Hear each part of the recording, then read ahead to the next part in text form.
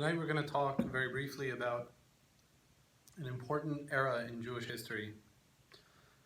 particularly for those who are interested in Sephardic Halacha and its influences on culture, on community, and on the general overall worldview and philosophy.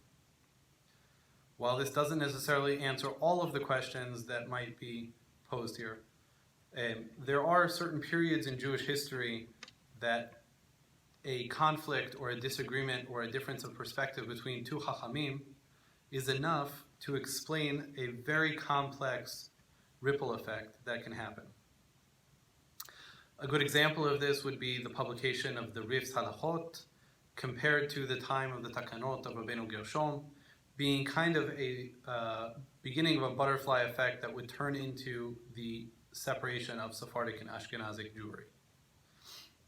But this time, the question that was posed was very different. The question that was posed was as follows. The Sephardic community is seen often today as a community filled with Eastern mysticism and oftentimes with superstitionism and all kinds of other concepts that are maybe very stereotypical and based in a lack of understanding in many different important concepts and historical contexts. The epitome of this, in my opinion, was when I was serving as a rabbi in the military. I was privy to joining an Ashkenazic synagogue for services, and after Shabbat I proceeded to dip my fingers in the wine left over from the Abdallah and utilize that to put above my eyes, as is the custom. Afterwards, the rabbi came up to me and he said, "Oh, this is one of those superstitious Sephardic things." The answer that I gave him was, no, this goes back to the time before there was such a thing as Sephardic or Ashkenazic, as it can be found in the Siddur of Rav Amram Gaon, as the common custom in the Yeshiva of Sura, which was in Babel in the times of the Talmud already. However, I found it even more interesting to point out to him that the authority brought in the Shulchan Aruch that points out that it is the custom to wash one's eyes with the leftover wine is in fact the Ramah, the authority on Ashkenazic Halacha. So, what exactly is it about the Sephardic community that causes people to feel like there is an affinity towards mysticism, superstition, and other? So superstition, of course, probably because a lot of Sephardic people and whatnot are very superstitious. This is a function probably of having lived in cultures that were very superstitious. However, I don't think that anything different could be said about Jews who were living in Poland. For example, Hasidim tend to be very superstitious. But based in the theory, at least my working theory, that the people of the book doesn't mean the people who carry the book, but rather the book that carried the people, that there is a constant influence of how the Torah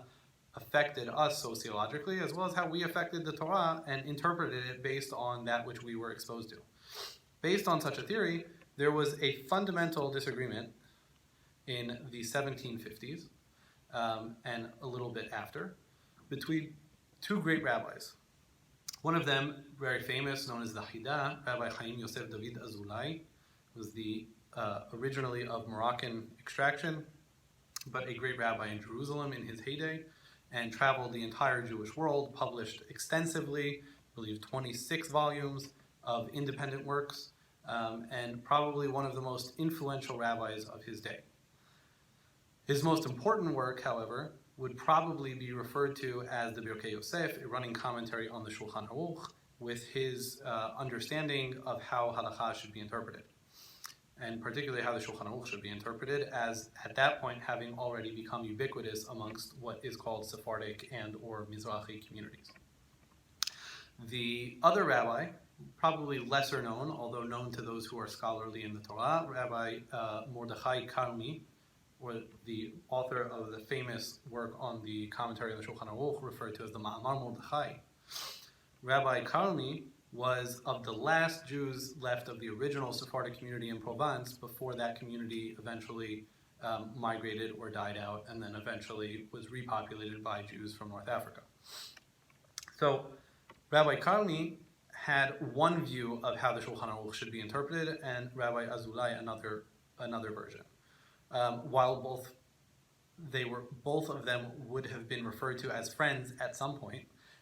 they were mostly rivals when it came to issues of rabbinics. These were two people who had very, very different understandings of things. So both of them accepted the fact that the authority of all Sephardic halacha should be Maran, should be Rabbi Yosef Karo, and should be what is written in the Shulchan Aruch. However,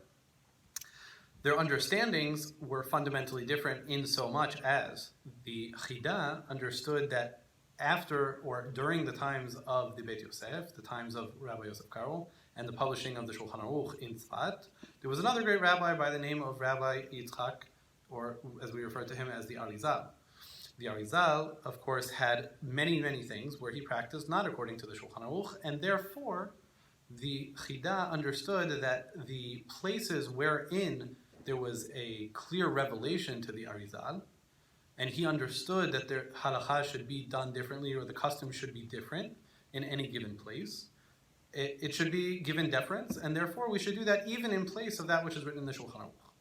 Later generations, like the Ben Ish Chai, came along and said, no, well, there are certain cases where the Arizal did different than the Shulchan Aruch because it was the Ashkenaz custom, and he was following his father on that particular issue because there was no deference to the Sephardic custom in places where it didn't have some Kabbalistic significance, and therefore he would follow his uncle's tradition.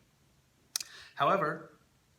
the Ma'amar Mordechai had a very, very differing position. His position was, while Kabbalah is not to be excluded as a part of the corpus of Jewish thought, it has no place in the halachic applications and no place in the actual function of how a Sephardic community functions, how an individual should practice their Judaism when faced with the Shulchan Aruch. Meaning, the Shulchan Aruch is exactly that. It is the Shulchan Aruch, and it should be followed exclusively according to the way that it's written out, with very minimal changes to that. And throughout his entire running commentary, which was written only on the first portion of the Shulchan Aruch, Chelek Orach Chaim, of day-to-day practices, holidays, Shabbat, and synagogue functions, you can see that he constantly is fighting for zealously this concept of following exactly what it is that the Shulchan Aruch is bringing, oftentimes in the name of the Rambam, almost verbatim, which is in line with the Rif, and going back to throughout the tradition of Sephardic halacha. So, as to say that the traditional Sephardic approach to halacha, which could be seen also in the rabbis who preceded these generations, such as the Bri Hadash and the Knesset HaGdolah, and many other great Sephardic rabbis, and one will see that there was really a deference given to Shas and Poskim, meaning what was written in the Talmud, what was given as the Talmudic codifiers, like the Rif and the Rambam and many other generations throughout had written down from that, and that should be the source of all of our practice, all of our customs. That does not take away from the fact that the Kabbalah might give us insights into understanding the Chumash, understanding different levels of the Torah, understanding commentaries, and having a greater perspective of what the Torah is trying to communicate with us. However, when it comes to practice, it had no place. One actually can look through and see that the Beit Yosef, the Rabbi Yosef Karo, on about 6 or 7 occasions did actually bring from the Zohar as a primary source for a specific halakha. However, for example, one of those halachot, for example, we oftentimes see that those people who are learned get an aliyah and they're not reading from the Torah themselves. They'll read in a low tone or in a almost whisper along with the Koreh Torah, along with the person reading the Torah. That is, for example, a source found in the Zohar. However, never did Rabbi Yosef Karo bring the Zohar when it was conflicting with anything stated in either the Babylonian or Jerusalem Talmud. And therefore, the Ma'amar Mordechai saw that if even Rabbi Yosef Karo, who knew the Ari and knew of what he was saying and publishing and had great respect for him, did not see fit to place that over that which was written in the Talmud, that which was written by the earlier halachic codifiers, and nonetheless saw fitting to bring the Rambam and other authorities verbatim. Therefore, that is how halacha should be practiced. Growing up, I think, throughout traveling around the world, and thank God I've been exposed to great many communities on a number of different continents, I've seen Sephardic communities that practice in many different ways, both individually as far as different rabbis who I've been exposed to, as well as communities. And one thing that I've always noticed is that there are communities who try to preserve a specific form of Sephardic Judaism that has always and will always, hopefully, preserve this form of Judaism that is both theologically rational and is both practical and based in Talmudic law.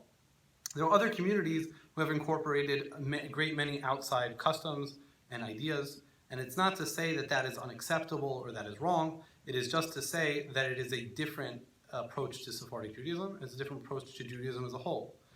That being said, we now understand that there is not a Sephardic Judaism. There is not Sephardic Judaism as a superstitious form of Judaism, just like Polish Jews and German Jews have very different approaches to their version of Ashkenazism. So too do certain Jews in the Sephardic community have a different approach than some other Jews who maybe are part of the more Kabbalistic or mystical approaches of practicing their Judaism. But the fact that we can pinpoint it, and even though there may be more than just this one episode, we can almost pinpoint it to the specific events, the specific individuals who are in place in all of this, and that we can put it so concisely to kind of this break in pattern from both a regional perspective as well as the ideas of great rabbis and great scholars who both should be taken into great consideration when in considering anything in Halacha. This really puts everything into much more perspective, in my opinion, and I hope this has helped everybody else to understand kind of the historic development and the sociological development of how exactly each of these things has come to be. And nonetheless, we will follow in the words of our great rabbis in the Talmud, Naharav and Naharet Upashteh, that the river sometimes breaks off in two directions, and nonetheless it continues to flow, each of them being a divine expression of God, and each of them being valid. We are not trying to knock anyone, just to try to understand the context and the concept. So, Chazak u'Baruch to all of you, and we will hope to see you in the next video, in a later video, hopefully even to go into and delve into how did Sephardic Judaism develop as a halachic institution and why that is important for us.